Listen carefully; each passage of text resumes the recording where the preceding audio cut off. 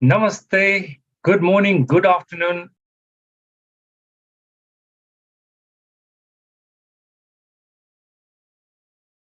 Namaste, good morning, good afternoon. Sorry, we seem to have lost Nisit by there. I'm not sure what's happened. We'll try to share today's topics video. So welcome to today's live Q&A session. The topic is technology and how it's impact the humanity. So I'll share the screen. Give me a second, please.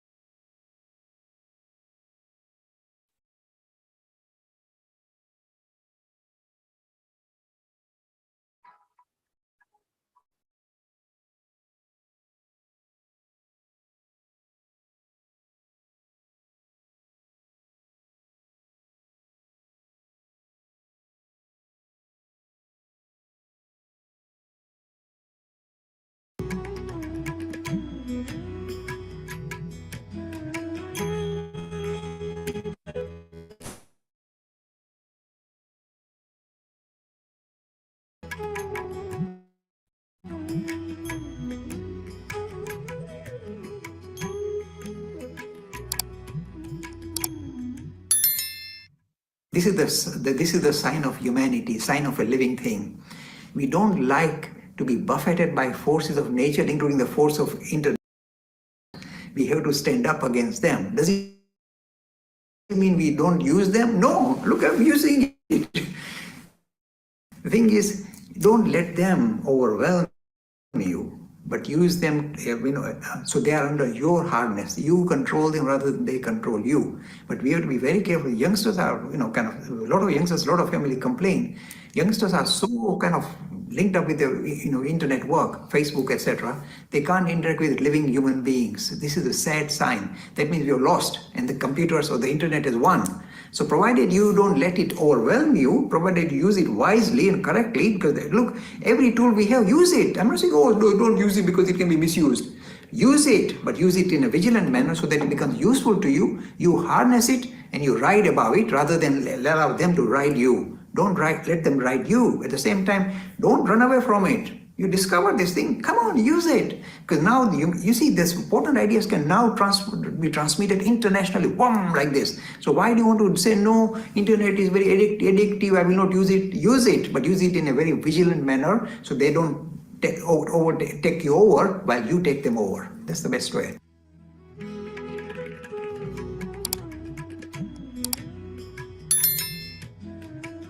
Free e-learning course in Hinduism. To register, please visit www.hindu-academy.com.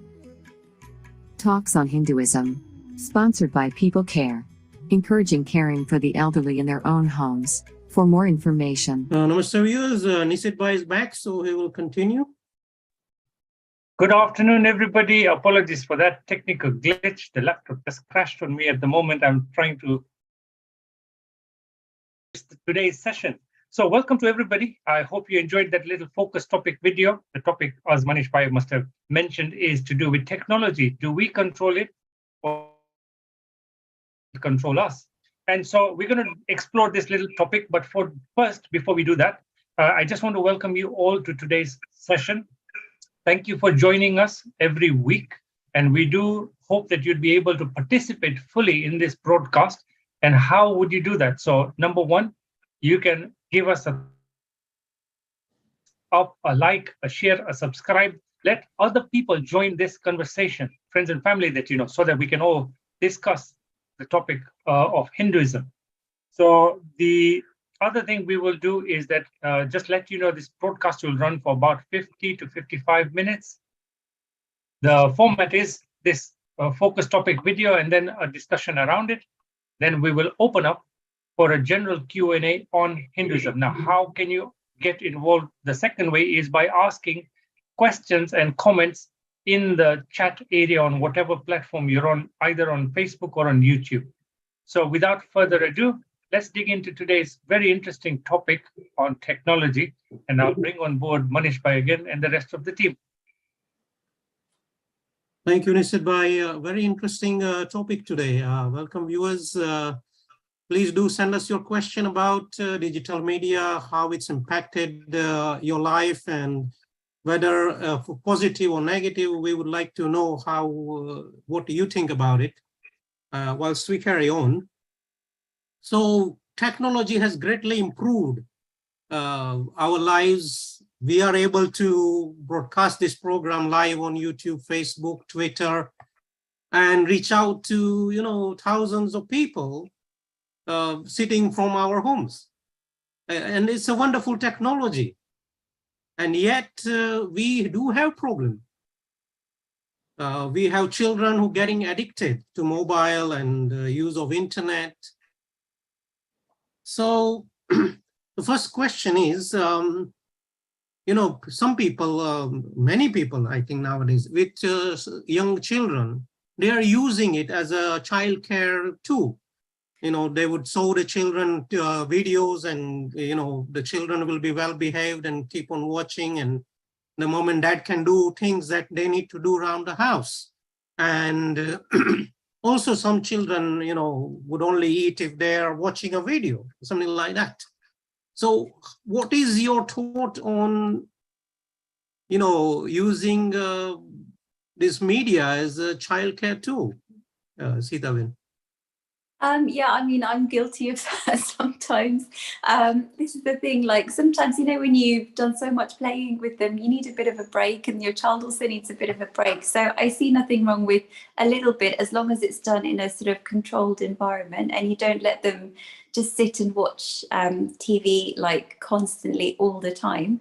As long as it's sort of balanced with good activities and going outside and meeting friends, that's so incredibly important. And as we're talking about all this sort of social media and YouTube and all of that, you also have to be very, very careful as to what your children are able to access on all of these channels, because half the time my daughter, she just grabs my phone and just switches on YouTube by herself, and then you have to be really careful, like the kinds of things that she will start watching, and sometimes I have to switch it off and put something else on. So you have to be incredibly careful. And then what I do sometimes is I Google search for child appropriate things which are to do with Hinduism, for example, just so that she gets that exposure. And you get some really lovely cartoons on all the gods and goddesses and Hinduism and how we practice it. So I try and put that in front of her as well. So you have to sort of have a bit of a balance. So let them have some screen time, but then not give them too much as well. So make sure they don't lose contact with people, because it's so easy. When I look on the train, for example, when I go on the train in the mornings to work, I see all the people, like 99% of the people are on their phone on the train, and nobody is making any social eye contact, no nothing. Everyone is engrossed in their phone, and you think, what kind of a life is this? How can we raise our children in a life where we are dictated by screens ourselves? So we have to try and limit ourselves from too much screen time, so your children also see that you are also not addicted to screens as well. So there's a lot of challenges out there with this new technological sort of development. It's wonderful in many ways, but it's also something we have to be very careful with. So with great power comes great responsibility. Vijay Bhai?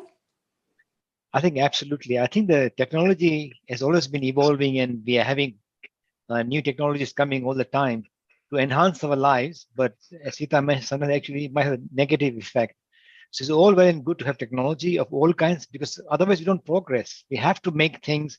We have to use our intelligence to make new tools and new ways to, make things better for everybody. But of course, if you don't control it, then you might have a negative effect. So as somebody told me once, that first, humanity makes a habit, and then the habit makes them, basically. So in effect, habit takes over. So we have to be very careful. I mean, as Sita mentioned, quite often we are so much on the phone. Like, recently I actually got a nice book of small letter writing pad. So, I mean, when you send a message to somebody for a birthday or a Diwali, it's all WhatsApp message. It's like, almost like, you even get a feeling, is it really genuine? Is there any love in that message, or is it just for the sake of a mechanical message? So I'm trying to start writing letters again if I can, small little letters, birth letters, even if it's few lines, because you've lost the art of letter writing because of technology. So in that case, it's a question of using technology in a negative manner. And I actually work for telecom firm, so I know how we make our money.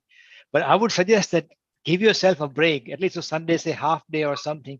No technology. Try, go out in the woods, read a book, or do something else. And you're right, Sita. I mean, when you go on a train, everybody's on the phone. It looks almost surreal. It's like bizarre. You wonder what is this? Is this humanity or not? So I think we have to be very careful how we use technology and control it. I think the other thing also, which Manish mentioned, is the idea of, everybody tries to take the path of least resistance. If you can get away by making sure a kid watches some program or like a Baby Shark or something, and you get time to do your own stuff, you try and do that least resistant path. But is it the good one? Most probably not. So I think we have to make an effort to try and not cop out of the situations and somehow do things with the children, entertain them and do something. So they don't have to take a device, or you yourself don't have to take a device. And I've noticed that some children, because I have some young cousins, and they won't eat until in front of, put a pad in front of them. They will not touch it. They'll say, look, I want to watch this, as I'm not eating. It's almost like kids are now controlling parents and what they want. So that's the technology can have very damaging effects. So I would say we should use technology because we need to use technology to enhance our lives and to make it better. But I think we need strict discipline and control. Otherwise, it becomes just a tool of habit, and that's not a good thing. Yes, it is becoming a tool of habit. And, sometimes you're woken up, you just look at the phone and watching something or the other, and suddenly an hour is gone and you lost that hour of life. And did you control that device, or did that device control you? So that is the real question. Also, sometimes it's said through Facebook and fake news and all these tools, some organizations are trying to control the way people behave, people vote, and this kind of thing is really getting scary. And there are AI tools out there, they would say, these companies are using to manage these things. And you really wonder who's actually controlling this thing, because it's a very huge platform. I don't think a human can control it. It has to be some algorithm. So real question is, who is controlling this technology, and is this technology controlling us? Vijay bhai? Actually, it's a very big danger that quite often technology controls us. Even if sometimes we don't realize, it's very subconscious. Like I'll give you an example. I'm on some Twitter groups, right? And some of the news that comes in creates so much anger in you, and you feel that is it true? Sometimes it's fake news. And then after a while, you think in the end, how come I'm always in a heightened state? I'm always angry myself because of the news, the negative news I see. And is that actually, is that a trait of humanity really? And say, look, I think I need to get her for 2-3 days. And then you come back to normal plane. Look, a lot of bad things happen in the world. With the news is always negative, and you see it all the time on the screen, Facebook, Twitter. It actually lowers your kind of humanity as well. And we have to be very, very careful not to do that. Because what happens sometimes, it creates hate in you. And the idea of algorithms is very true, because quite often you can use algorithms to work out how people think. Or even look at the weather. You'll be surprised, because I've seen all these tools. Look at the weather, look at the news, ongoing political climate, and they can be used to tune people's minds. And it's very easy to convince people. It doesn't matter how clever you are. It's so easy it's called leading, basically using media to lead people to think in a particular way. And to fight that is immensely tough. And the only way to do is to give space for yourself and away from everything else. Otherwise, you'll easily get led to this kind of avenues of thought. And it's so subconscious, you don't even realize it.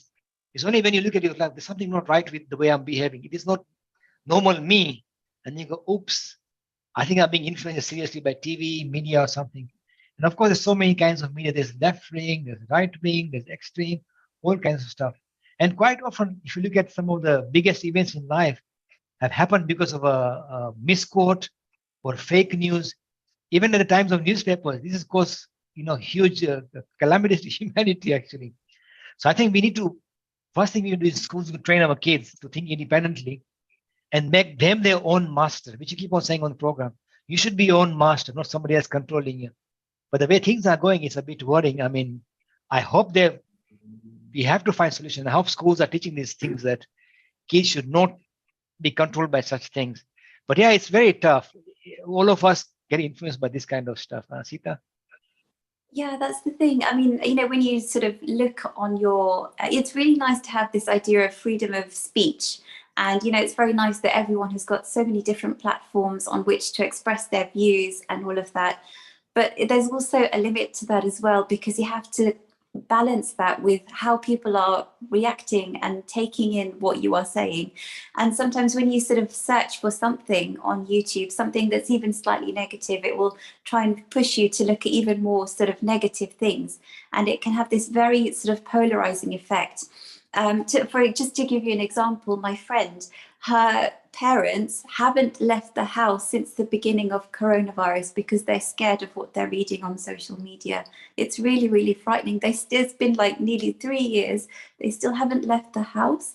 And she's trying to convince her parents to come out of the house, but they are too scared because of all of the things they are reading about coronavirus.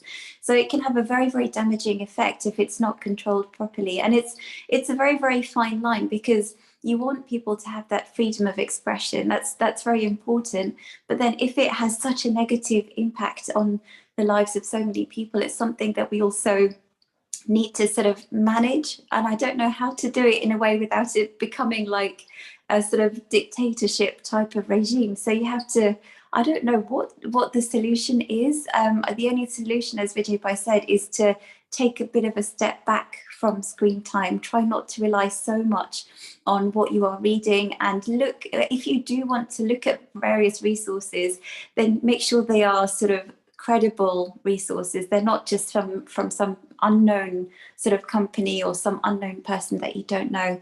So, if it's BBC or whatever, make sure it's a credible source, because then that will hopefully be a balanced perspective rather than it being some sort of crazy right-wing or left-wing way of thinking. Yes, that is quite surprising, as Sita been mentioned. Somebody's parents now almost like controlled by digital media, and they are not, coming out of the house. So that's like digital media one day. And this kind of things can happen, especially with vulnerable people and children and young adults, where how do you train them so they make judicious use of these resources? And there are tools out there, and there are settings out there, for children especially. There is YouTube Kids, and there is age-appropriate settings out there. And I think if you look in your digital media provider, they can provide you settings as well, which can help with this kind of controls, so that children are only watching the appropriate material. Nisit, by bringing you over, how can this kind of settings, etc., can be used to help children and help the vulnerable people from the dangers of social media and such? Well, with today's technology, a lot of information is available out there on places like YouTube, for example. So you have to be aware of scam. With every technology comes an opportunity to abuse the technology. And so, for example, if you go to YouTube and look up this fellow called Jim Browning, he's from here in the UK, I think, and he was on the BBC doing a sting on a scam center in, for example, I think it was in India. And they were scamming people in the US. So it was a tech support scam and preying on people who are old, don't understand technology, and sort of scamming them for money. And likewise, there is identity theft, people stealing other people's identities.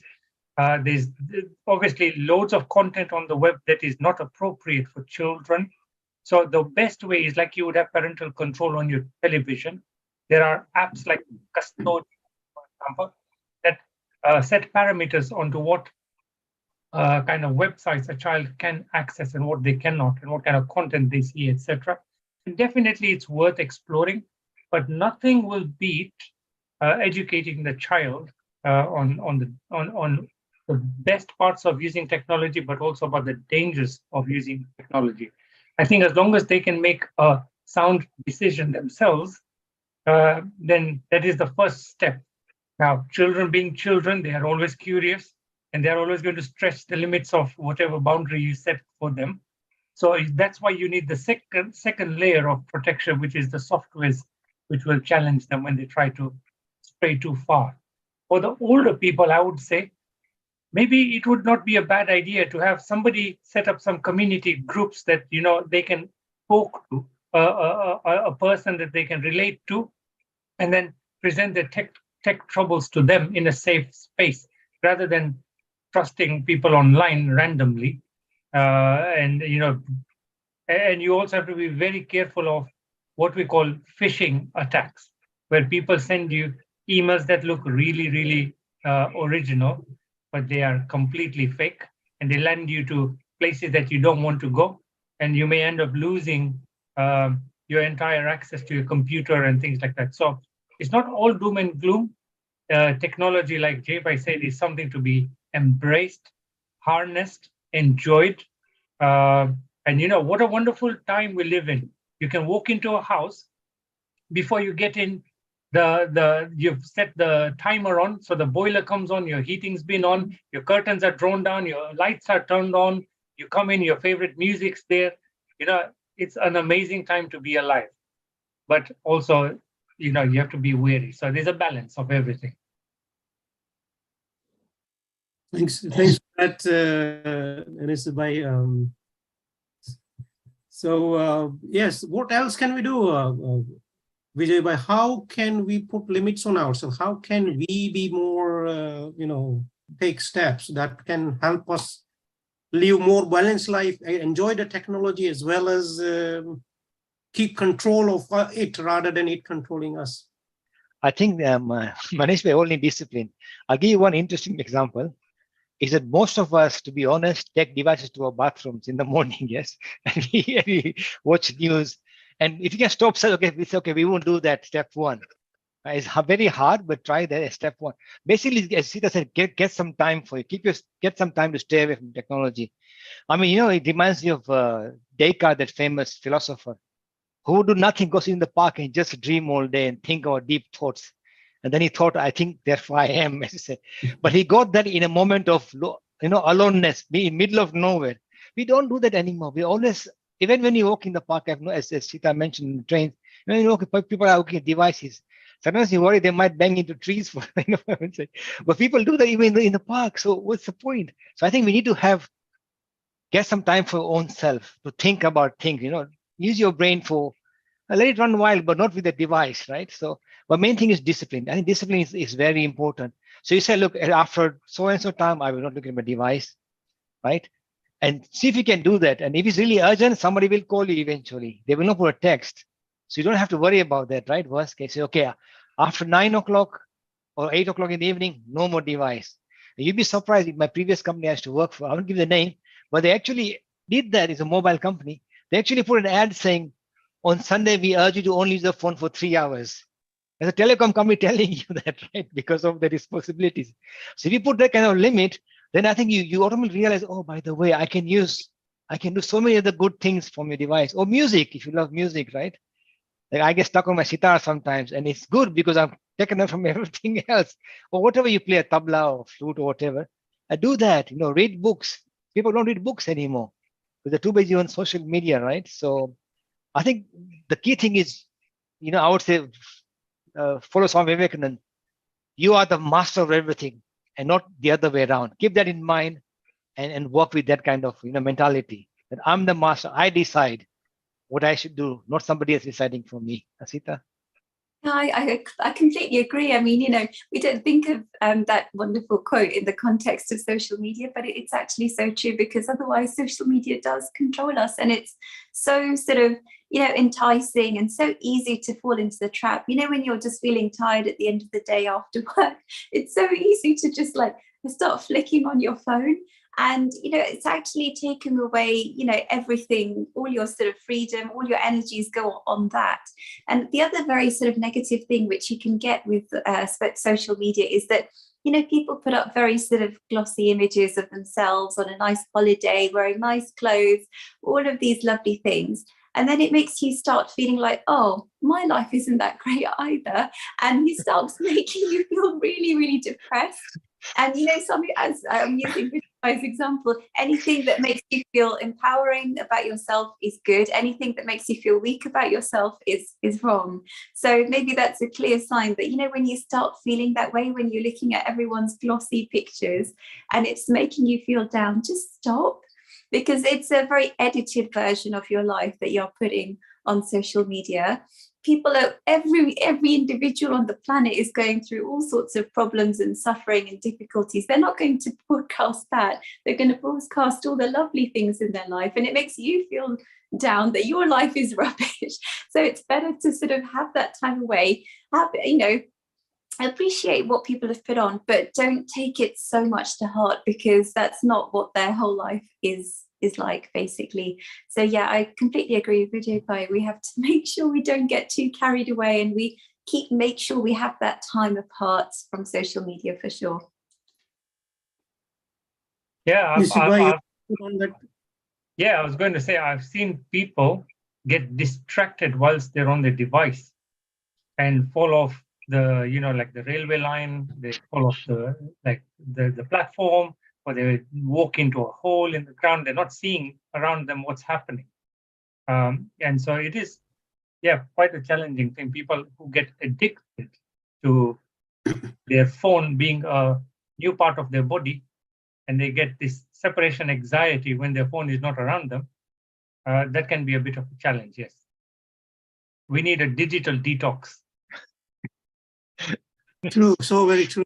We got a comment from Charmaine. She's saying, I work in mobile industry and I love technology, but I have timers on my apps and limited screen time before bed.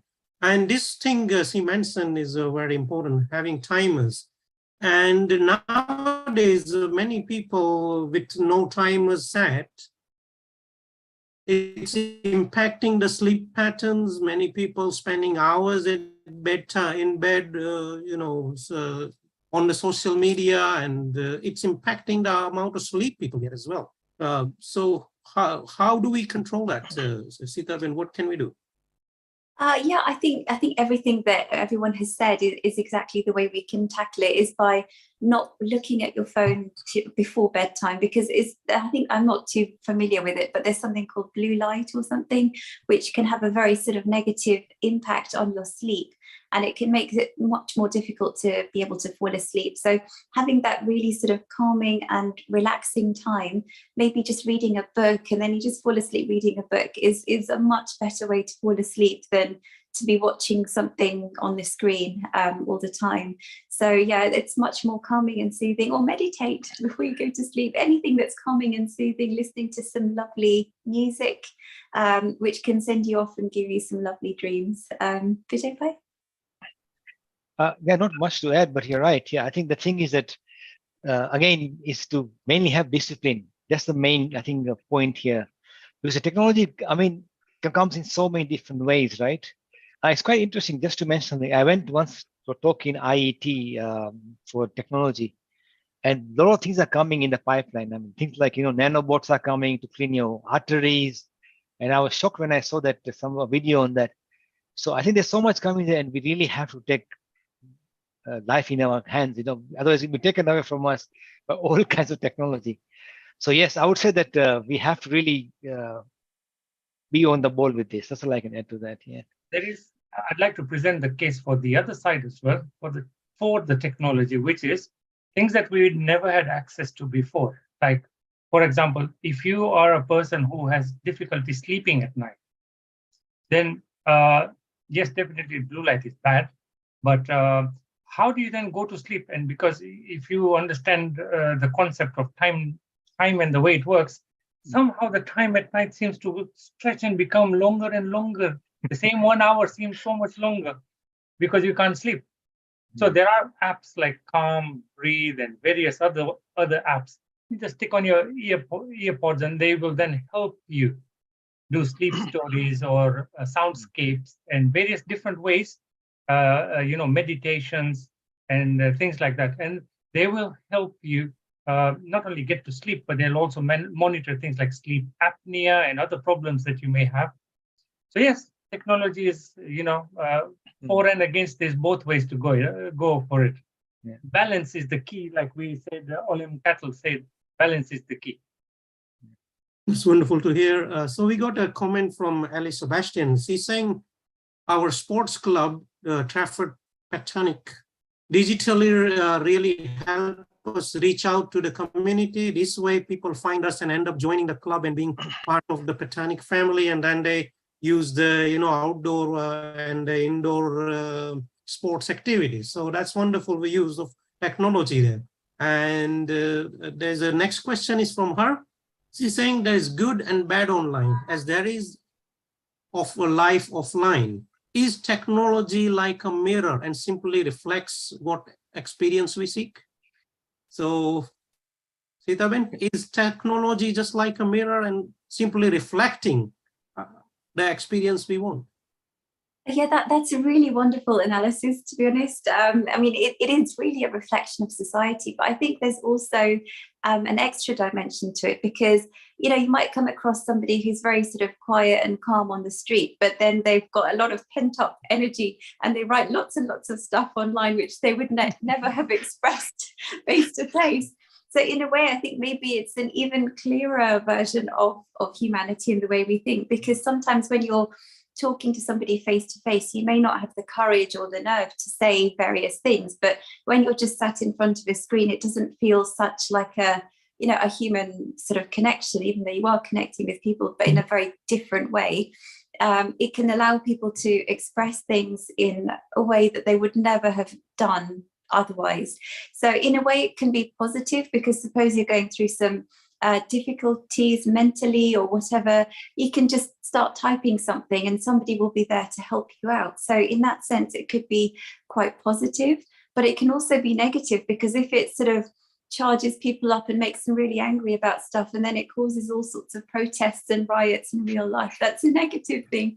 So it's one of those things that can be very polarizing. It can be helpful and supportive, because you don't feel like you have to talk to a physical person to deal with your personal issues, but it can also be negative because it can trigger a lot of violence and issues in actual physical real life. So it's a difficult balance to have. And as we've been saying, there's very good positive things to do with technology and also some very negative things as well. Vijay? Oh, sorry. I think that comment is very good, Nishma. Yeah. I just wanted to say, whilst this topic is fresh in the mind, that I had a client in the past week. They came back to me and said, we got a live chat on the website, and somebody's impersonating one of our staff and talking to the staff as one of the staff. And at first they didn't figure out, but then as the conversation went on, they figured out that this is an imposter. And so, this person did it one time, then they came back again. They were told that, hey, we know you're not the person you're saying you are. And they said, no, this is me, the person that they were saying. And I had to jump into the conversation and just update them that, look, we are tracking your IP addresses. We have all the conversations recorded. And if you persist in this, we will then report you to the authorities. So we have what we call keyboard warriors, people who think they're invincible because they are behind the keyboard and people can't get to them physically. It's not true. You can be found and you can be persecuted for various different things. So don't think that just because you're behind a keyboard, you're invincible. I wouldn't advise anybody to take the wrong step. Yeah. Just do as you would in person with somebody. Be good. Yeah, just regarding Ali's comment about the reflection of experiences, that's actually true. But I think the concern, as Sita mentioned, is that quite often you try and seek experiences, what you try and do on the internet, but quite often it leads you in a different path, and maybe not the experience. It might even make you think differently and make you do different things than you originally wanted, and that can cause a lot of problems for you. So I think we have to be careful even in that way. That I know people want to seek some things in experiences, but and see what they really want. But sometimes you may not get it, you make it something else. It might even change you. So we have to be careful. Yeah. Thank you for that, Vijay Bhai. Charmaine's put a comment saying, I find social media really disturbing when some parents think that filming their kids in potentially dangerous situation is funny instead of pacifying the distraught, traumatized children. Very true. This kind of things, people are not judicious of what they put online as well. Sometimes it can be quite upsetting. Another thing regarding the social media is nowadays there is a use of apps for dating, and some apps are just for like one night stand. What do you think about this kind of apps, Mr. Vijay Bhai? I mean, it's really sad because it just shows the status of our society today, that they want very fleeting pleasures because life is so miserable. So many people, they have no other avenues to develop, intellectually, physically, or whatever reasons, right? And no human relationship, proper relationships in place. So they have this situation where they're looking for glimpse of pleasures, and it's sad that these websites have to be there to fulfill this need. So I think in a way reflects of society in a way, which is not a good thing. But I think sometimes there may be good apps, no doubt. You can find a partner which is very matching if it's a long-term relationship. But yeah, there are all these kind of crazy apps. And sadly enough, some of these apps are the most popular. If you look at some of the figures, these guys, adult apps, you have this one line night, whatever you call it, yeah, party apps. Even there's some for, drug parties and God knows what not. And a lot of people do. They just people who are really struggling in life. They might, let me have this fleeting experience. I think we have to try and resist from this kind of, ventures, and also try and encourage people not to do so. But I don't know how we can do that. I guess maybe government can advise to put some warnings or something about these things. These are very dangerous websites. They don't make you a better person. They might make you, make you even psychologically have even more problems than what you had before. Sita? Yeah, and I think it's really affected our culture and the way we think, because we have this sort of instant, everything is instant, the knowledge that we can get is instant, every sort of connection, everything that you get online is instant, and it makes us very, very impatient, and makes our characters impatient, because people are not prepared to sit and watch a 1 hour film anymore. They just flick, and they just want a very, very quick fix for everything, and that's really not the sort of resolution to the human condition. Really, it involves a lot of hard graft and work and effort, and people are not prepared to do that. They just want that instant the instant buzz, the instant hit, and that's not really the way that you can live your life, because you just get a temporary fizz and then it's gone, and then you look for the next temporary fizz and then it's gone, and that's not the way that you can lead your life. When you've done something which is a lot of hard work, you've got a hobby, you've got an interest, like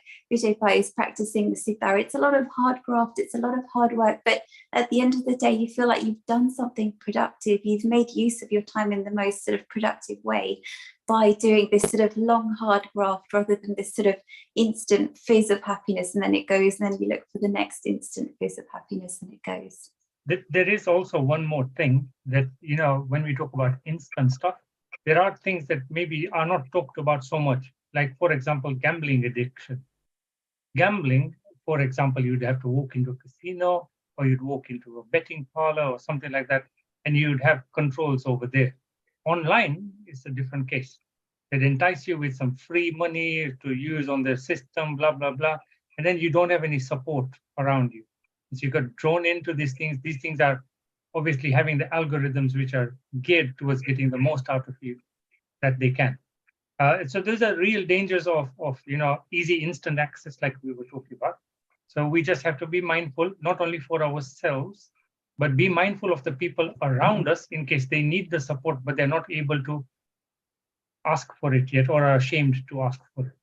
Well, I've seen how gambling addiction can take a real stranglehold on somebody, and it's not a nice thing. Okay, thank you for that, Sanisat Bhai. Okay, we'll wrap up this topic now. Final thoughts on where this is leading us, Vijay Bhai, the technology. I think as we discussed, we should have a balance in our lives, right? Use the technology wisely for your own, for your own learning, knowledge, wisdom, whatever. Also some play time, fun time, but limit it in such a way that it doesn't control you and that you control it. Yeah. Sita. Yeah, I mean, that we've talked a lot about the dangers of technology and all of that, but I know Dad has mentioned previously on several of his videos, he said, I wish that a personality like Swami Vivekananda lived in the time of this technology. He would have blown up the internet. There were the things that he said and the number of people that he would have been able to reach. So it's a shame that he missed that. And hopefully he'll be born again in the future and blow up the internet in a very positive way. Yes, that's the positive thing. Sita Ben, Jay Bhai able to reach millions of people through this wonderful technology as well. So let's be judicious, let's be careful, let's use those tools, settings available to make sure we are safe online and use the technology as a tool for our use rather than it controlling us. So I remember when I got involved with Hindu Academy. So I came in from the technology angle. I got introduced by a friend called Amit Patel, who knows Jay Bhai. I had known of Jay Bhai earlier because of his YouTube videos, but obviously never met him before. So Amit introduced me and I went to see Jay Bhai. And Jay Bhai said, look, I have this vision. In the next couple of years, I'd like to get this, this, and this done. And can you help me? And so I said, okay. And then we used technology. Initially, it was Facebook Live.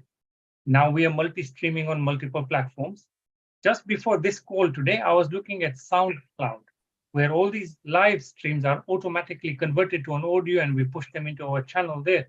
And I happened to click play on one of the uploads. And it was me and Jay Bhai discussing how we just launched the e-learning course. And at that time, we had just crossed 3,000 subscribers on that e-learning course. And he was so super proud of that, that we've done a really good job at that time. Today, we are at 10,000, right? So technology certainly is a marvelous tool to harness. And I would tell everybody, use it wisely, but don't be afraid to use it at all. Okay, thank you, Nisit Bhai. We rest the topic there and we take a question from Himanshu Mahajan. He's saying, sir, I felt urged to become renunciate, but I'm only child of my parents. Please guide me. Vijay Bhai.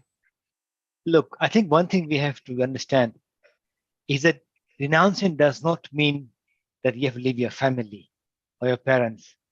We have to, there's, of course, there are a lot of monks out there who have given the families up and they've left the families totally. But I'll tell you my best example is Ramakrishna Paramahans.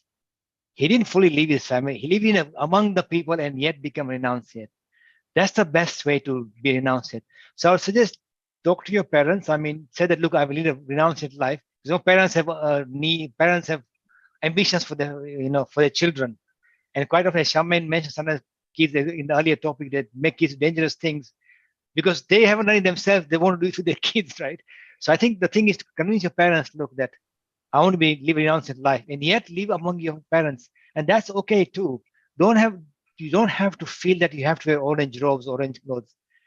Okay, it's true that some people have the chance and they can go away and live, I don't know, in a religious community or whatever.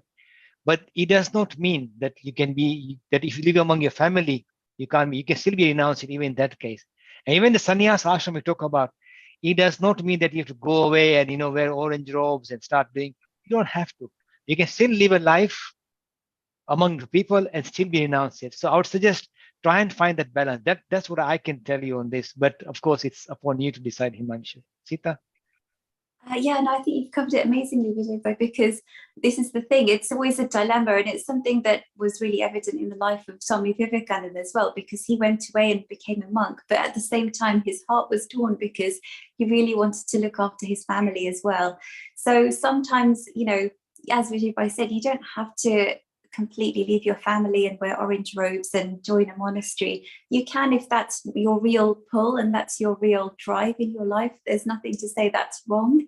But sometimes if you feel that pull towards your family and the responsibility you have towards your family, perhaps we can use Sri Ramakrishna as an example. He was married, but he was fully established in spirituality. He was immersed in spirituality, and you can have a wonderful relationship with everyone around you in a very divine and very spiritual way. So because you live in the world, it doesn't mean that you are a worldly person.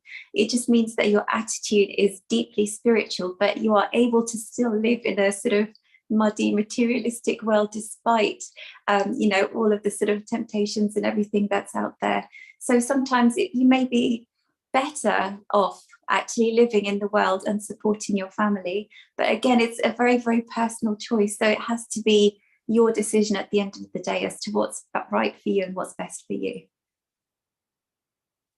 Yes, agree with you, Sitaben, Vijay Bhai. Also, I think somebody who wants to renunciate, they need to look at it careful and look at their own thought. What is their reasons? Are they really feeling that renunciation, or is some events in life is leading you that? And maybe after a few years, you don't feel the same anymore. So I think one need to look at themselves carefully and think about it. One of my friends, he went to Ramakrishna Mission and said, I want to become a monk as well. And she was told, no, you are not ready for it. You go back to the society and do whatever you can for the society. And she's still not a monk. So there you go. I think Ramakrishna Mission in that way is quite useful organization that can help people that way. So I think, yeah, the best judge is you, and you need to think about this carefully. We take next question from Sherry's Jubilee. She's saying, do you think that the energy of the spirit could eventually become able to use it directly? So could the energy of the spirit be used directly? Will that day come, or technology come? Or could use it to find peace the way the internet brought people together? I'm not sure I understand this question, Vijay Bhai. So energy of the spirit could be used to find peace the way the internet brought people together. Probably, So- I mean, in a way, Jai Bhai's energy is still available through his videos and, is still being used by people to find that solace, they find the answer to their spiritual questions. Vijay Bhai? So I think that the question is saying that the energy of the spirit, the basic divine energy we have, that we can use it directly. But to be frank, yes, the day you work towards moksha, towards self-realization, you will lose your individuality, you'll become part of the, our supreme Brahman. So in that sense, yes, we will be brought together with our own true nature, which in the Advaita tradition is the collective tradition, which is not individual as such, but part of the collective, Brahman. So that is true in that sense, yes. But I guess eventually, if you do achieve that state, then of course the idea of the matter drops off, and you see your true energy, your true divine nature, Atman, energy, spirit, whatever so it's called it. Yes. At that point, of course, yes, something else, not the body. That's all I can add to that, Sita. Yeah, I mean, the only way I can really think of it is that, when you have that sort of make that spiritual progress yourself, it's not something of the material world. So in that sense, it's nothing to do with the screens you look at. But in a way, technology can help you on your spiritual journey in the sense that you may get a lot of enlightened people in the future who don't just, give sermons and just talk to a small group of people. Maybe they broadcast it on screens, and maybe that can help you on your spiritual journey. So maybe the gurus of the future won't have scriptures and books that all their teachings are written in. It'll just be on screens, who knows? And maybe that can really help you on your spiritual journey. But that point of having that spiritual journey is that you're away from screens, you're away from anything that's a material thing. You're sort of focusing on your own introspection and your own meditation. So in a way, screens are like books in the olden days. You look to them for guidance, but then ultimately that spiritual journey has to be yours to make for yourself, away from all of these screens. That's wonderful to hear. So she's got this follow-up question. So she's saying, do you think the technology would evolve to harness the energy of the spirit so it can be used for enlightenment? Are we going to get an app for enlightenment, Sitaben? It would be lovely if it was that easy. But like I said, I think, maybe the spiritual leaders and teachers of the future, they will rely on this technology. So in a way, it's a very positive thing that we have this system in place now, and they can, tell everybody what they have experienced. But like we say in Hinduism, gurus are wonderful guides, and they're like signposts telling us the direction that we have to go in. But ultimately, the journey has to be our own, because there's no point Dad often used this example, there's no point just sitting in front of a signpost and worshipping the signpost. That's not going to take you anywhere. You have to look at the signpost, see what it's saying. It said go this way, then you go that way, and you have to move on and make your own progress in your own way. So yes, it can be useful as a guidance, like scriptures have in the past, but then ultimately you have to progress yourself. Vijay Bhai? I think that's very true, Sita. I guess we already have some tools in that sense, that we have some tools already kind of giving knowledge about the divine, about scriptures. And who knows, in the future, we really can't say. Maybe there's some tools which make it easier for us to harness the spirit. But ultimately, it has to be yourself, I think. Yeah, it cannot be something which is given to you on a plate. You have to work for it. You can use all the kind of tools you want. I mean, I personally find the best tool is going out for a walk in nature. But if there's tool in the future, I don't know. And if it does help, maybe, let's see. Yeah, that's what I can say. Yes, I think the problem with that is everyone's different. So you can't have one prescription for everyone. And how can an app cater for many people with different viewpoints, different point in spirituality? That's the real question. So you never know, but in future, there you go, technology is powerful, and some sage in future may be able to use it. Who knows? We take the next question from Rahul. He's saying, did our ancient sages and rishis use the law of attraction to manifest what they want? In bracket Hindustani version. I don't know what they mean. What he means. Vijay Bhai? All I can say is that I know there's a philosophical topic, not linked to rishis as such, which says that if you do positive thoughts and positive, then you attract positive things. And if you do negative thoughts and negative ideas and negative work, then you do negative outcomes. That's what I understand as law of attraction. I guess if rishis, ancient, not rishis, even us, I guess, if you think of positive things and positive thoughts come to you, and hopefully it can manifest into something that is positive for you, what you would like to have, right?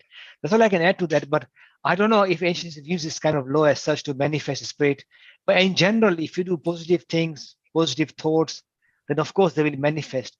I mean, there is of course the Patanjali Yoga Sutra, which says that you can have such powers through meditation, where you can see this can be used to manifest such an event or occasion, right? But generally, I guess all of us will have some sort of way of attracting positive things. If we do, we get positive things. That's all I can say on that topic. I'm not sure I can say more than that. Sita? Yeah, I completely agree with you. I mean, I think something that was understood by all of these ancient prophets and sages is the power of the mind is very powerful, and whatever you sort of want to come into your life, I think it's really showing that you have the strength of character within yourself. If there's something that you really want to achieve, if you really put your heart and soul into it, you will be able to achieve it. So I think it's showing real strength of character to have that ability. And for them, it was not just having a nice house or a nice car or whatever. It was reaching enlightenment, which is like the jackpot. Ultimately, it's what all of us should be striving for and hoping for. So I think you have to have real strength of character, real dedication, and putting your heart and soul into it, and then you should be able to achieve it. That's so wonderful to hear. We're coming close to the hour. We'll take a couple of questions and hopefully wrap it up. Safe Planet is asking, at one point, I felt very connected spiritually, but lately I feel distant and it bothers me. Is this just a phase? I hope it is. Your guide about it, Sitaben? Yeah, this is the thing. Like sometimes when you do have a spiritual experience, it always happens when you don't ever expect it to happen. It's just in the middle of some kind of activity, some routine activity you're doing, and then suddenly you just feel that sense of oneness, that sense of connectedness with the whole universe, and you feel so uplifted by that experience. And then you're like, oh, I wish I could have that again, and it doesn't come when you hope for it and think about it like that. But I remember Dad used the example of, it's like, suppose you're looking at a pond and it's very muddy and it's covered by a lot of moss and a lot of grass and all of that. Suddenly, when the waves sort of move in a certain way, all of that sort of rubbish comes out of the way and you see a true reflection of yourself just for that instant. And then suddenly everything comes back, all the waves and all the push everything back to what it was before. And you're like, I lost that experience. So, I mean, I'm hopeful that the fact that you've already had an experience like that means that you will hopefully be able to get it again. But it's one of those things that happens when you don't expect it to happen. And you just have to have that sort of faith in yourself that you will be able to have that experience again. And have strength in yourself, really. Vijay Bhai? I think the last phrase, Sita, you put have strength in yourself is really key here, because I think it's, in a way I can see that because you have already felt a spiritual connection once, and the fact that it bothers you is actually a good thing, because most people don't even bother with that, don't even feel bothered at all. So in a way, you're on the right path. The fact that it bothers is the big thing. But of course, spirituality is something that we have to make an effort towards. It's not doesn't just come on the plate. But I think you're on the right path. So I hope I agree. I think it's just a phase, and pretty soon you'll get it again. But it's a good thing that you're bothered and you've already had an experience. That's a very positive sign in my view. That's very well put, Sita Ben, Vijay Bhai. And Sita Ben, I love that example of pond, and that, it's a wonderful example. We take the last question for the day. What is the difference between good and bad people? Is it essential to be a good person? Vijay Bhai.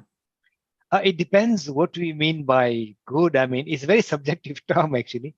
If it means good just to please others, then not necessarily you're a good person in that sense.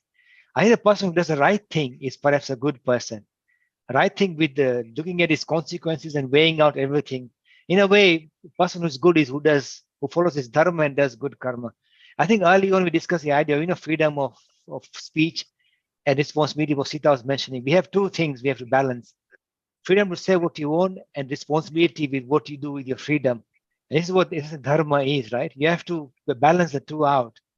So I think that makes a good person, but not necessarily somebody who's out there to please others. Because ultimately, if you spend your whole life pleasing others, really, maybe you're not doing a good thing for that person. So do the right thing, I guess. Follow your dharma, do good karmas. That's all I can add to that. There's no fixed idea of good or a bad person. Sita?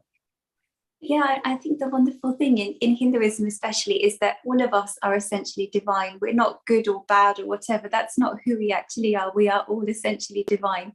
And some of us take a very straightforward route towards enlightenment and you call that person good. And some people take a more roundabout detour route to enlightenment. We think, oh my gosh, they're doing something completely opposite to what they should be doing. And then we classify them as bad. But we have to remember that no matter what horrible things people do, essentially, everyone is divine and they are taking a detour route to finding out who they actually are. So essentially, all of us are divine, even though we sometimes get really angry at people who don't do the right thing. Fabulous. We have come to the top of the hour now. We're going to bring this to a close very soon.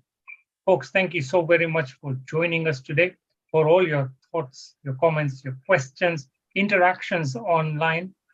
We really do appreciate it, because without your interactions, this show would not be where it is today. And before we move further ahead, I'd just like to remind you today's focus topic was on technology, whether we control it or it controls us. And it was a very lively discussion. And I think the final key thing that came out of it was balance is essential.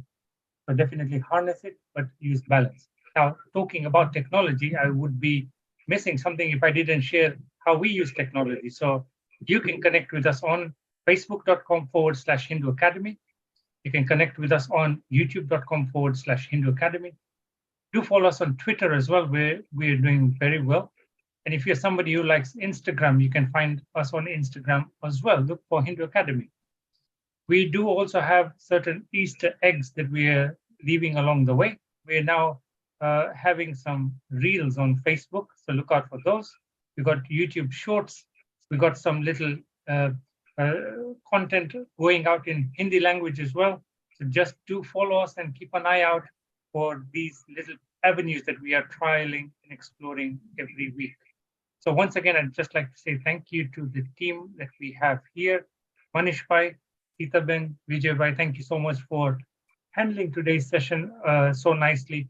And I'm sure that the viewers have found it very, very useful based on the comments I'm seeing online. And before we close, I do want to share a quote from Swami Vivekananda.